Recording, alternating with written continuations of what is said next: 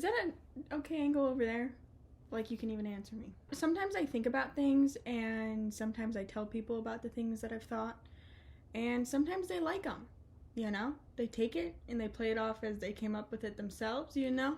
So this is just gonna be me trying out the whole discussing my thoughts. I'm gonna interrupt really quickly. Side note, you know how people do that thing, like say they got something on their shirt, like I do have something on my shirt, so they'll feel the need to tell you, like, yeah, I was running late for work and then I spilled coffee on my shirt, so then you know that they did not leave the house with a stain on their shirt. I'm gonna do that real quick. I also have a stain on my shirt, but I don't really care about that. I'm growing out my natural nails and I've not yet painted them, so they look gross, okay? I know, thanks. Now that I got that past myself, we can get into the thing that I wanted to talk about today. Recently, I came across a video and it really resonated with me, the title, Why is Everyone Trying to Fix Themselves? If you've landed on this video, you probably relate to that whole dynamic, and I wanted to discuss it because I feel like there's like this, thank you, Oakley.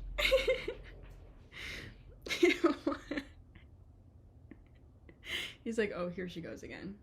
Because I think there's this whole wall or blindness when it comes to fixing yourself or bettering yourself. And I haven't seen very many people discuss it. I started watching the video that was titled that resonated with me, but I don't know. It didn't get to the point, in my opinion. I'll link it below because I believe giving people credit. I hate motherfuckers that don't give people credit. It makes me want to hit. So I'm totally not, you know, violent ever. I'm perfect. What are you talking about? I'm as zen as they come. Perfection is just something I naturally hum, you know? I make it look good, but when they wear it, they look bum. You know? I'm one of the exceptions. I made it out of the slum. That just rhymed. Please don't cancel me, hun. Okay. And the thought that blooms in my mind when I think of self-help or people trying to fix themselves, or even motivation, or like people preaching something like, if you do this, it will work out. It will become, you know, something. You. Because some people genuinely want to help others. They believe what they're saying could give and grace someone some sort of realization that will lead them to their opportunity, that will take weight off their shoulders, that will welcome them some relief. Little known fact about me, sometimes when I'm talking, I feel like I get tossed words, like right then and there, and I didn't know if it was like something to follow or if I was gonna not make sense at the end of that sentence. So let me know if I should trust it a bit more when someone, you know, I start feeling like I'm getting tossed some words. I don't want to be one of those motherfuckers that say so much but say nothing at all. Lost my train of thought. And then there's some people that see people who need help as a easy group to manipulate. Like, for instance, I always got a bad vibe from this one person that really kind of preaches like therapy and health and like being a good person, spirituality. I always got the vibe, I'm like, I feel like you're lying to yourself a little bit, because I feel like that blissful period of either introducing a religion to your life or some sort of practice or routine only lasts for so long, and then life happens, you need to adjust. The things that you thought were true are no longer true. And if you're going to be honest, or at least that was my experience, and if you're going to be honest and maybe like tell the people, hey, I really thought this was the way and it's not the way for me anymore. So maybe it could still guide someone at that point, but it no longer guides me.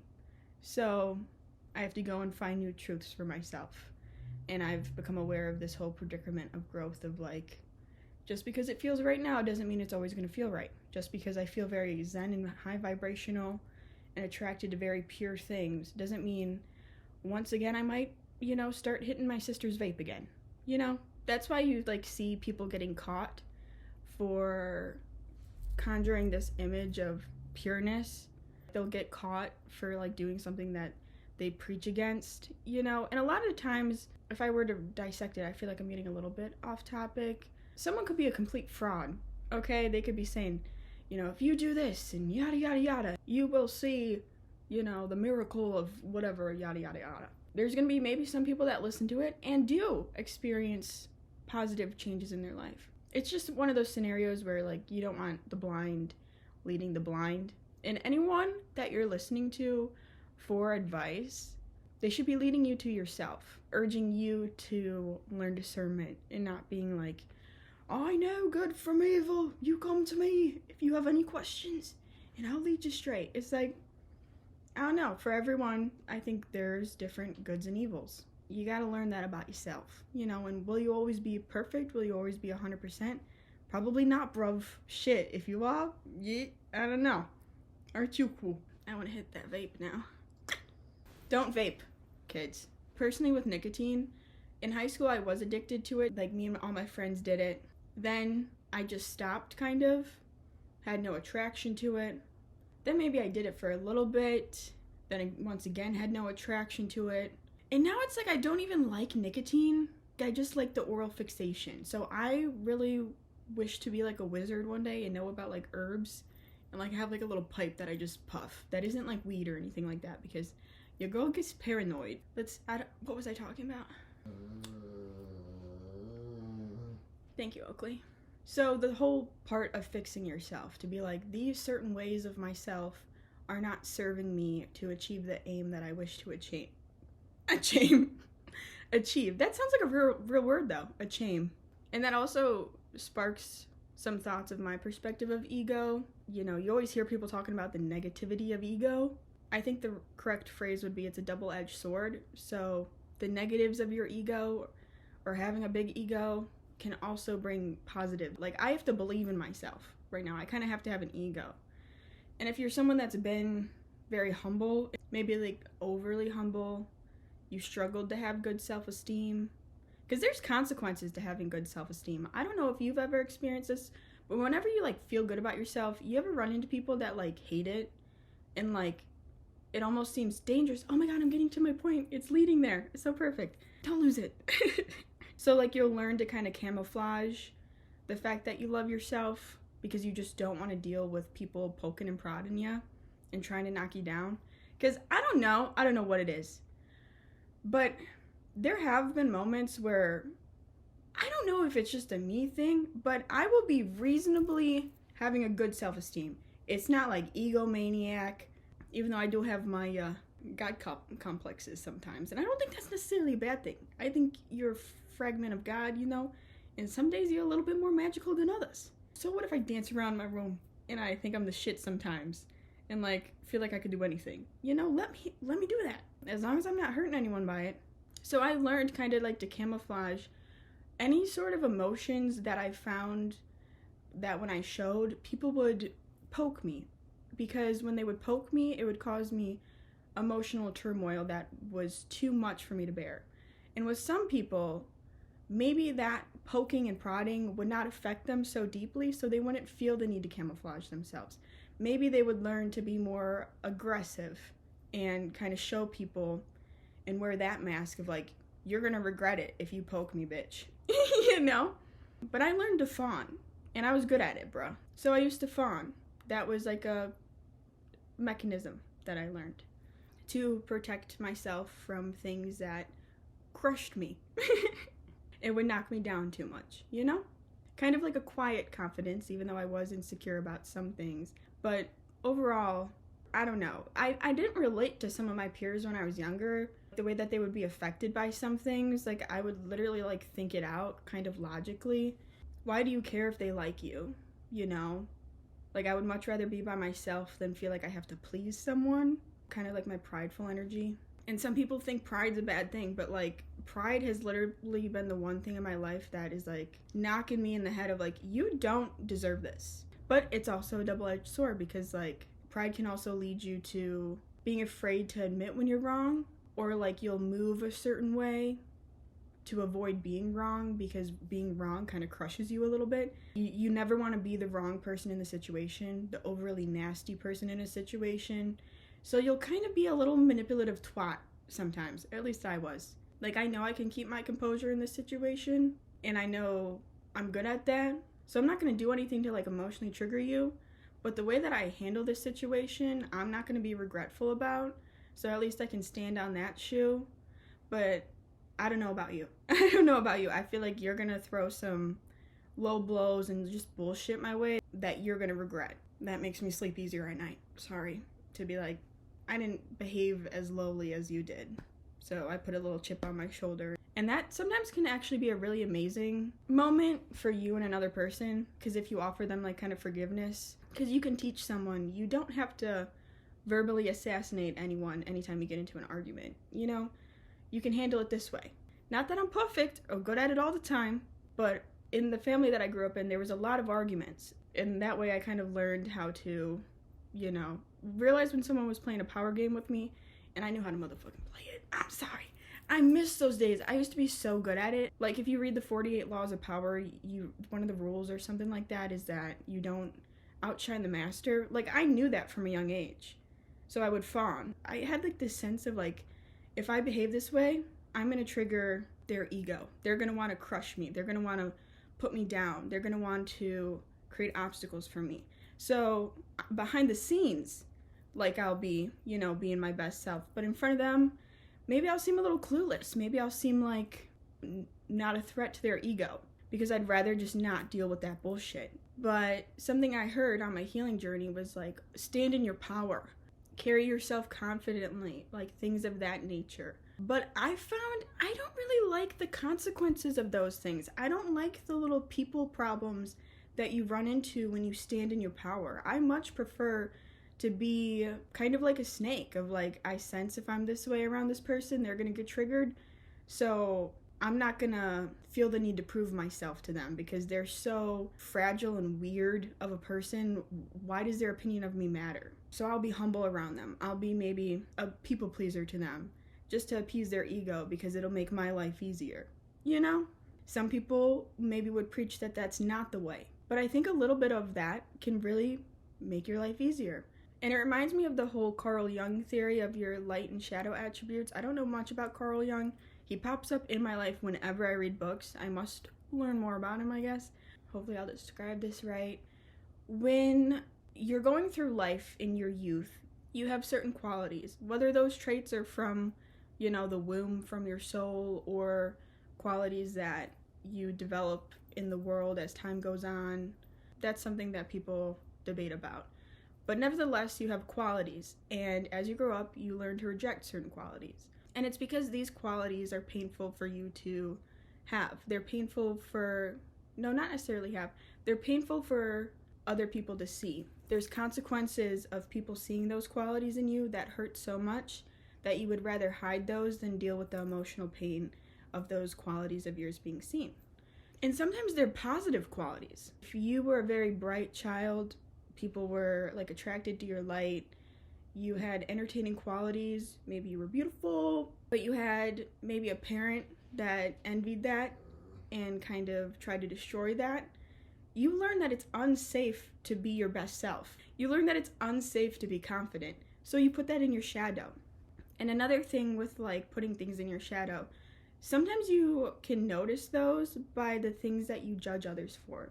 Now, judgment is like a much more broader thing. Sometimes you judge people because it doesn't align with your ethics, not because it's something triggering you, okay? Sometimes you just don't like certain aspects because you are on the reverse end of the spectrum. It's kind of like when you like a certain flower, you know? I love this one sort of flower, but I don't really particularly like the other one. Does that mean that my shadow is being triggered by tulips? I don't think so. I think it just means maybe part of me is a little bit more like a daisy. I don't know. If I were to look at tulips and be like, why does the tulip do that? Why does the tulip think she can, you know, only blossom in spring? Isn't that something that happens with tulips? You know? Pfft, look at me. I'm all year round, bruh. People put me in bouquets. So personally, my experience was it seemed I put a lot of my good, creative, who I'm meant to be qualities in my shadow, and instead I wore a certain mask. I was too afraid to try a lot of things. I found people that did try kind of, it would bother me. So that was kind of a pointing to the fact that it had been in my shadow, like the whole believing in yourself thing. I found it like, why do they get to think that they get to believe in themselves? How come they get to smile and people like it? instead of like trying to kind of like bully them or tease them for their sensitivities. So instead of being like a very bright person, I was very like standoffish or offstandish, I don't know. I would kind of mean mug. And I'm trying to think of other things, but I can't really think of it, so we're just gonna move past it. But basically, I learned to camouflage myself. No, my dad got home, so I can't finish what I'm saying. No! So basically, I tried the whole stand in your power thing, and I just pissed people off. I had this lady almost fight me because I was walking out of a store, and her husband was looking at me, and instead of like making myself small, making it my problem, being a little bit more empathetic, someone's finding me attractive, maybe do something unattractive so they stop looking at me. I was like, it's not my fucking problem. Sorry, I'm gonna walk happy as a camper out of this IKEA. And she literally went to fight me. Her husband grabbed her. So it's kind of like similar to nature, like you know how certain animals, they camouflage themselves because in the environment that they're in, it's kind of necessary to their survival. So I guess the whole trickiness of it is trying to realize if you're in an environment where your camouflage is necessary. Like if you are to show certain vulnerabilities, will they get taken advantage of, or are you being hypervigilant? Which is, I don't know how you necessarily figure that out, and this is kind of relevant to a current situation that happened in my life. For instance, someone might be calling you maybe defensive, but you see it as kind of just standing up for yourself. They're trying to convince you that you're not right about a situation or you're not seeing it clearly, but you're pretty sure you're seeing the situation clearly. You know, I know that wasn't right. You know, I don't think that was fair. And that is something I feel kind of strongly about because I feel like everyone's had moments where someone tries to convince them that they're not right, and it's like, no, I know I'm right. And I don't want to use the word gaslighting because that's just so overused and dramatic, and I also feel like a lot of people just say that as a way to kind of be a victim. I don't know, I'm kind of over like the whole therapizing yourself too much, and that's just how I'm wired. But someone might be like, you need to see a therapist, but it's like, I think I'm self-aware enough to know that if I did go to therapy, I would just be feeling like a victim all the time. If you're like a dog that learned to bite people to protect yourself, and then you're in an environment where you no longer have to bite people, there are some things, you know, you can let go of, maybe stop protecting yourself so much. But who knows, maybe you're still in an environment where you gotta bite people, and maybe you're predominantly in an environment where you don't have to bite someone, but you still gotta hold on to that survival instinct of like, if I was ever in a situation where someone's kind of getting a little too close, you know, you gotta remember how to bite people. And I guess the only really conclusion I have is like, sometimes you don't have to fix things about yourself. Sometimes you just are like that person. I'm not particularly overly emotional about some topics. If I can think about it logically, it's like, let's get over it, you know? And some people might find that really dismissive. But in my head, I'm like, I'm trying to get to a solution and then get back to like, you know, a positive state. My scale of when it's time to stop discussing something and giving empathy is maybe a little shorter than other people's, because I used to have a very long, you know, emotionally support this person, talk it out sort of thing, and it stopped serving me. It made me feel kind of like I was just being used and getting drained of my emotional energy, you know? And I also think the whole reason why people try to fix themselves is because there's this blindness or delusion of, once I get there, I will no longer suffer. But you're always going to run into new levels, new devils, new uncomfortabilities. You're going to have new vulnerabilities. And if you've lived your life a certain way for a very long time, you're kind of aware of the certain problems that you tend to run into. You know how to handle them. But if you change, it's going to be, you know, fresh skin. You're not going to know how sensitive it is. You're not going to know what certain things agitate it. And then you're kind of probably maybe going to be the problem in new ways, because you're just, you know, you're learning. And because of this whole awareness of like new levels, new devils, new vulnerabilities, you kind of have to have a different mental tool. Just try to find a way not to get beat down by the obstacles. Try to look at them as opportunities, you know, if you want to be a more positive person. But who knows, maybe pessimism works for you, because apparently people that are pessimistic and depressed, they see the world a bit more clearly. I never saw the benefits of depression until I really wasn't depressed anymore. I never would have thought it had positive consequences to it. Maybe I'll make a episode kind of like talking about depression, because it's a weird thing to unpack, I would say. Sometimes people just don't want to hear truths that cause them to have to make difficult decisions.